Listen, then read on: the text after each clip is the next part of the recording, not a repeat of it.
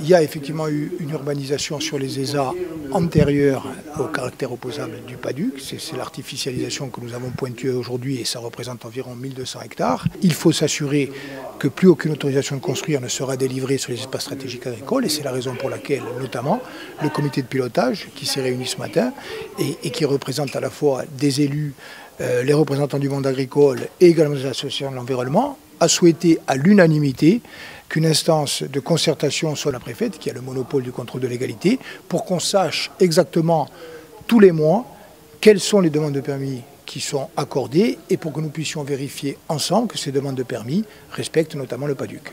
Le principe même des ESA est un principe qu'il faut plus que jamais défendre parce que si demain on ne permet pas à des terres de rester agricoles, il est évident qu'on n'aura plus la réserve foncière qui permet de développer l'agriculture. Ça c'est le premier point. Deuxième point, c'est de faire qu'elles ne restent pas seulement ces terres des potentialités, mais qu'elles montent en production.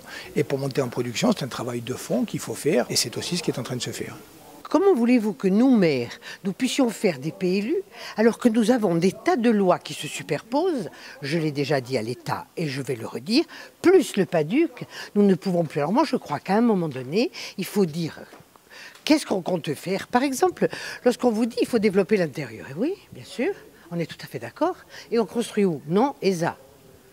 Alors, moi, je crois qu'il faudrait faire un plan agricole, un plan d'irrigation, et après, on dit pourquoi on fait ESA. Alors après, on vous parle de zone touristique. Alors, sans arrêt, on vous parle de la résidence secondaire. La commune Reynaud, très peu d'habitants, mais a beaucoup de résidences secondaires. Ce sont nos maisons patrimoniales. Il faut arrêter de les appeler résidences secondaires. Il n'y a aucune spéculation dans l'intérieur. Nous avons nos maisons patrimoniales. Et là aussi, on se trompe.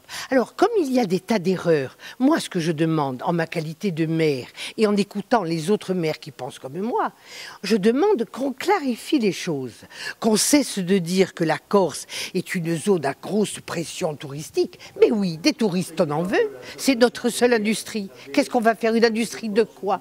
On veut des touristes parce que nous voulons vivre. Nous voulons vivre, par exemple, de notre grande beauté. Et quand vous avez un terrain, vous vous dites, moi j'ai un beau terrain, il vaut des sous, je vais pouvoir peut-être installer mes enfants en Corse.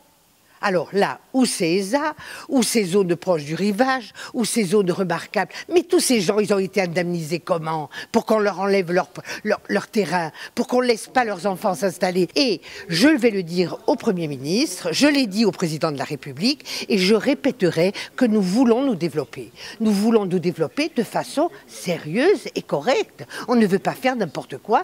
C'est très bien, mais avant de prévoir d'accueillir des habitements supplémentaires sur sa commune, il faut d'abord prévoir des équipements structurants, c'est-à-dire qu'il y ait de l'eau de qualité en quantité, qu'il y ait de l'assainissement, qu'il y ait également...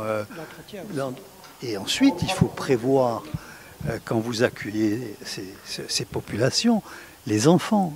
Il faut une école, il faut une crèche. Donc tout ça, ça se prépare avant. Il ne s'agit pas de dire je veux développer ma commune et qu'on me libère du constructible et faire des maisons pour faire des maisons.